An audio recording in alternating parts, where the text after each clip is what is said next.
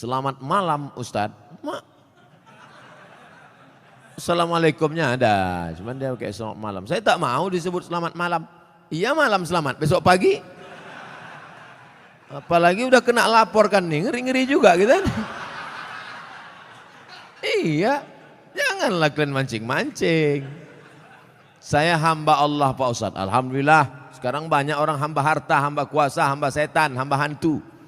Bagaimana cara menjaga sholat agar lebih khusyuk dan tak malas Pak Ustadz? Itu nampak api kan? Kalau nanti terlintas di hatimu malas sholat, bakar jari sebentar. Berapa lama kau tahan? Buatlah. Agak-agak gosong sedikit. Hai tangan, tahan kau masuk neraka nanti tangan. Nama kau nanti nama nerakanya neraka sakor. Masalakakum fi sakar. Kenapa kau masuk dalam neraka sakar? Lam naku minal musallin, karena tak sholat. Bakar. Makanya Muhammad Ali kemana-mana bawa mancis. Muhammad Ali petinju, mana-mana bawa mancis. Padahal dia tak merokok. Ditanya orang, kenapa kau bawa mancis? Asal terlintas di otakku mau buat dosa, aku bakar tangan. Kalau mancis tak mempan, obor bawa. Bagaimana sholat ini khusyuk Pak Ustadz? 5. Yang pertama, ketika berwudu khusyuk. Waktu menyuci tangan, bersih dosa dari tangan. Waktu memasukkan air ke mulut ke hidung, bersihkan dosa-dosa mulut, dosa-dosa lidah, dosa hidung. Waktu air dibasuh ke muka, keluar dosa-dosa biji mata, banyak silap salah. Waktu air menyiram tangan, keluar dosa-dosa dari ujung jari jemari. Khusyuk. Waktu air mengusap kepala, keluar dosa isi kepala yang kotor sampai ke lubang telinga. Waktu air menyiram kaki, keluar dosa-dosa kaki yang dilangkahkan ke tempat maksiat dan dosa. Makanya ketika berwuduk itu jangan bercakap. Ini banyak orang di sambil wuduk bercakap. Itu loh, aku bilang sama kau kemarin, panjat pinang itu jangan besar-besar kali pinangnya. Modal kita pun tak ada, tapi kau itulah. Pak RT kan udah ngasih, Pak RW kenapa enggak juga? Entahlah, kentutlah sama dia. Gitu. Itulah maka tak khusyuk. Karena ketika wudhu masih bicara dunia. Lalu dari tempat wudhu ke tempat sholat tak boleh tasbih. Tasbih menggerak-gerakkan. Tak boleh. Tasbih tak boleh. Yang boleh tasbih. Subhanallah. Makanya kalau ada ngajak-ngajak ngobrol tak usah. Gimana kabar? Subhanallah. Subhanallah. 3. Ada terdengar azan, jawab. Hayya 'alas shalah. La haula wala quwata. Jangan bicara waktu azan. Siapa yang bicara ketika azan dikumandangkan, matinya mati su'ul khatimah. Begitu kata Syekh Imam Nawawi, Syekh Jalaluddin Abdurrahman As-Suyuti. Hati-hati. Lalu kemudian yang keempat, membaca bukan mutola'ah. Mutola'ah mulut tak bergerak. Waktu sholat itu membaca. Allahu Akbar kabir. Walhamdulillahi katsir. Ini banyak orang sholat mulutnya diam.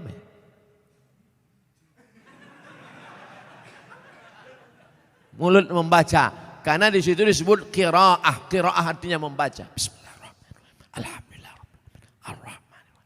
Yang kelima, mengerti apa yang dibaca. Itulah mengapa tadi saya pilih ayatnya, ayat-ayat pendek supaya besok kalau sholat zuhur mengerti apa yang dibaca.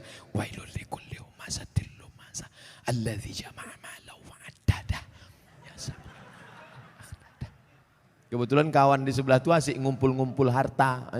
Jama'a malahu wa'addada. Yahsabu annama lahu akhladah. Kalla la yumbadanna fil hutamah. Apa hukumnya mencium istri sedang berpuasa? Istri siapa?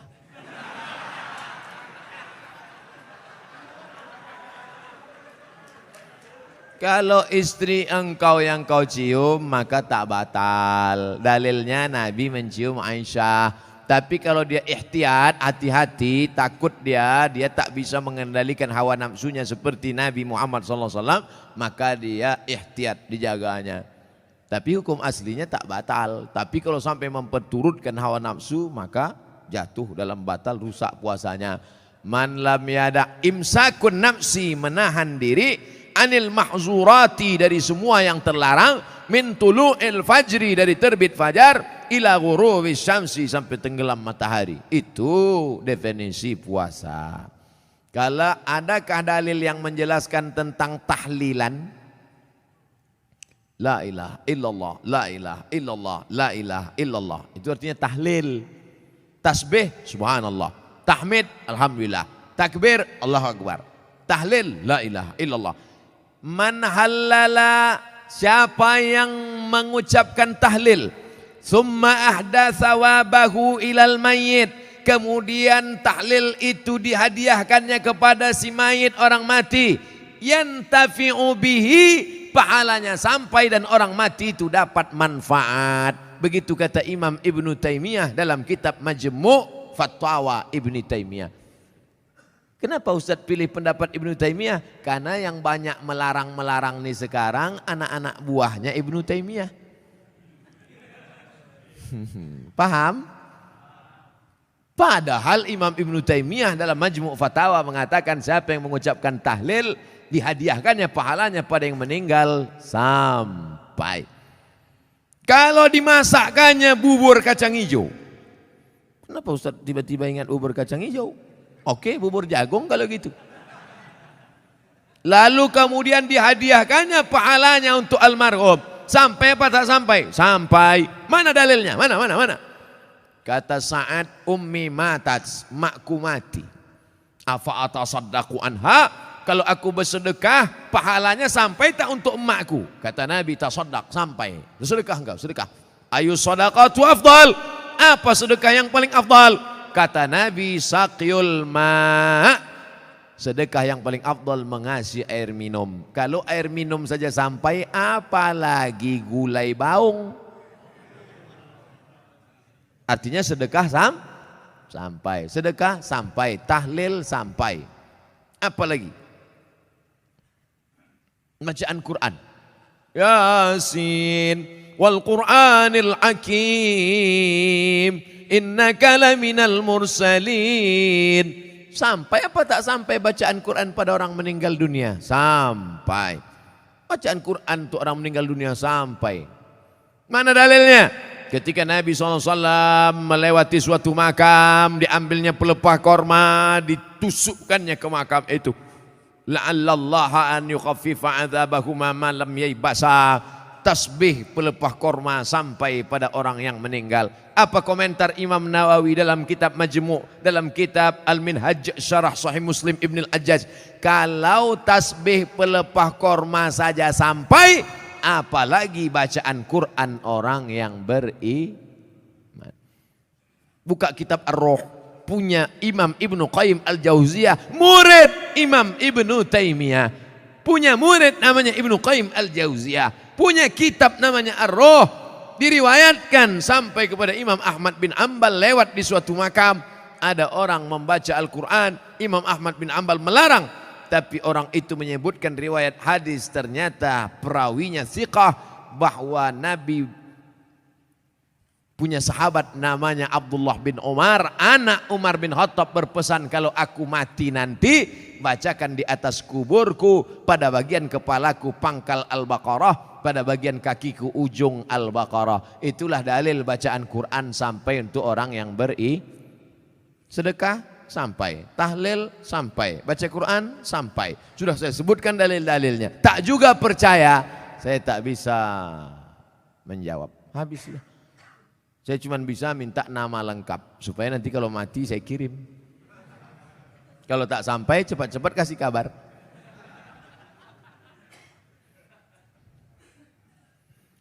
Mengazankan anak baru lahir itu apa dalilnya Pak Ustadz? Nabi mengazankan ke telinga Sayyidina Al-Hasan, anak Fatimah radhiyallahu anha, adzanas shalah, bunyinya seperti azan waktu azan salat.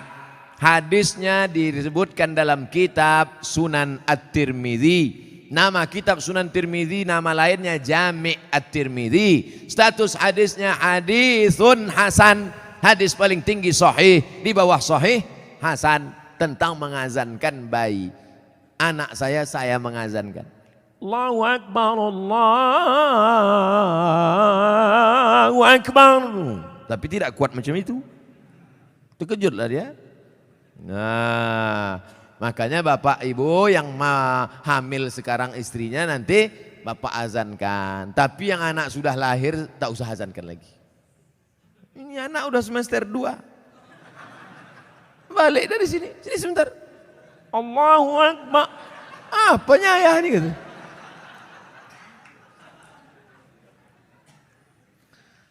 Saya mau tanya mengenai pernikahan uang hantaran. Bagaimana menurut pandangan Ustadz kalau si ibu wanita itu meminta uang hantaran mahar yang cukup tinggi? Ada tiga kemungkinan ini. Pertama memang mau bertanya masalah hukum. Yang kedua mau menyindir mak tua dari sini. Yang ketiga mau menawar.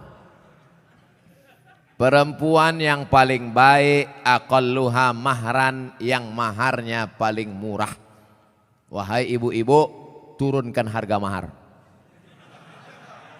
Sebetulnya yang menetapkan harga mahar ini wali ayah, tapi sekarang banyak ayah yang anggota isti, ikatan suami takut bini.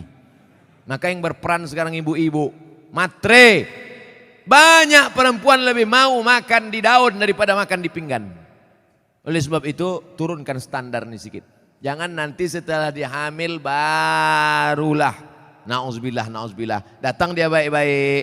Idza ja'akum man tardawna dinahu, kalau datang kepadamu orang yang baik akhlaknya, wa khuluquhu, baik agamanya, fazawijuhu, nikahkan dia.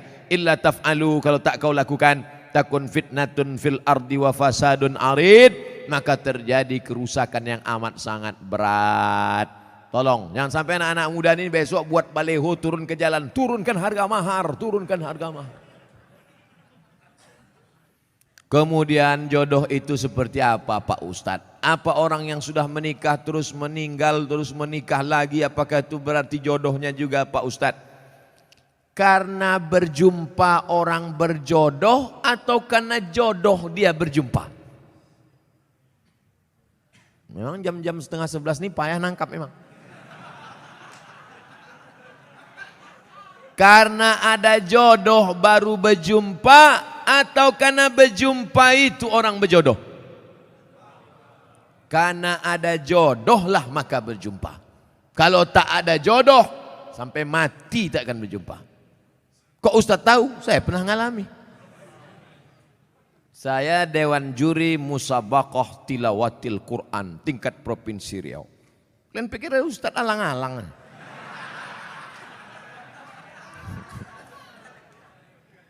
Waktu itu belum nikah. Kata kawan saya, Mat, ku carikan kau perempuan qori'ah hafizoh. Kami Dewan Juri waktu itu. Iyalah, kami pun seminggu kami cari, tak jumpa-jumpa. Setelah saya nikah, tahun berikutnya, pas kami sedang makan nasi goreng, berbisik kawan saya, Mat, yang kita cari tahun lalu, tuh di belakang. Tapi kita udah menikah. Maka kalau tak berjodoh, tak akan berjumpa. Karena ada jodoh, itulah maka berjumpa. Oleh sebab itu, jangan nanti yang laki-laki ini banyak salah jawab ini. Papa kok bisa nikah sama mama? Entah salah sambung. Jawabannya mesti kau katakan, aku tak pernah mencari makmu, makmu tak pernah mencari aku, Allah mempertemukan kami. Ibu itu pun dari dapur, so sweet, kata dia. Karena jodoh lah kalian jumpa. Mengapa Tuan Syekh Abdurrahman digelar dengan Syekh Silau Laut? Syekh Abdurrahman lahir di Kampung Rau, sekarang masuk Kabupaten Batubara. Lalu kemudian dia merantaulah ke Kedah, karena orang Batubara dulu biasa naik perahu tongkang kapal laut ke Kedah, bolak-balik, karena orang itu dekat Kedah. Sampai di Kedah belajarlah dia 7 tahun dan ikut lomba silat, menang, bekerja di kerajaan Kedah. Setelah itu melanjutkan pendidikannya ke Tuan Syekh Wan Mustafa Al-Fatani. Fatani sekarang Thailand Selatan, Patani. 7 tahun di Patani, setelah itu dibawalah oleh Syekh Wan Mustafa Al-Fatani ke Makkah Al-Mukarramah. Belajarlah dia dengan ulama-ulama di Makkah, diantaranya Syekh Hasbullah. Belajar fikih kepada Syekh Ahmad Khatib Al-Minkabawi. Setelah khatam belajar fikih, belajar tafsir, belajar hadis, belajar tasawuf, baliklah dia ke Rao. Lalu kemudian datanglah kerabat Kesultanan Asahan namanya Tengku Adil. Tengku Adil pun mengasih tanah. Wahai Tuan Syekh Abdurrahman, ini ada tanah. Nama tanah itu Silau Laut. Maka orang menyebutnya tak lagi sebut namanya, tapi Tuan Syekh Silau Laut. Sama macam siapa tuh? Tuan Syekh Besilam. Padahal nama aslinya adalah Tuan Syekh Abdul Wahab. Kampungnya di Rokan Hulu, namanya Rantau Binuang Sakti, tempat lahir Syekh Abdul Wahab Rokan. Tapi yang dipakai adalah Syekh Abdul Wahab Rokan. Sekarang jadi Kabupaten Rokan Hulu. Biasa itu. Tuan Syekh mana? Tuan Syekh Fulan. Nama kampungnya yang disebutkan. Tuan Syekh Purba Baru, padahal namanya Tuan Syekh Mustafa Husain. Nah, jadi nama kampung yang disebut. Itu maka disebut Tuan Syekh Silau Laut karena nama kampung itu. Apa karomahnya Pak Ustadz? Banyak karomahnya disebutkan dalam buku ditulis oleh cucunya. Namanya Tuan Syekh Doktorandus Haji Mansur bin Haji Syekh Muhammad Ali bin Syekh Abdurrahman, cucunya, menulis buku. Ditulis pada masa Gubernur Raja Inal Siregar. Waktu haul dibagikan buku-buku itu. Banyak karomah disebut situ. Apa motivasi orang memasuki tarekat Sattariyah Pak Ustadz? Tarekat itu sampan. Ada sampannya namanya Sattariyah. Namanya nakhodanya Abdullah Sattari. Ada nama sampannya Saziliyah, nama nakodanya Abul Hasan As-Sazili. Ada nama sampannya Naqsabandiyah, nama nakodanya Bahauddin Naqsabandi. Ada nama sampannya Ahmadiyah, tapi bukan yang aliran Ahmadiyah yang sesat. Tarekat Ahmadiyah, nama nakodanya Sayyidi Ahmadil Badawi. Itu sampannya, tapi lautannya tetap la ilaha illallah Muhammadur Rasulullah. Jadi yang mau ikut tarekat sama aja macam naik sampan. Lautnya la ilaha illallah, sampannya macam-macam. Ada yang mau sampan naik speedboat, mau cepat. Ada satu yang naik kapal tongkang kayu. Dia mau slow. Kau tak ikut? Enggak, aku mau menikmati laut ini, mau slow aja. Nah, macam-macam. Begitu lebih kurang gambaran tentang tarekat. Tarekat artinya jalan. Jalan mendekatkan diri kepada Allah Subhanahu wa ta'ala. Apa doa anak terhadap orang tuanya itu sampai? Hadis Sahih Muslim.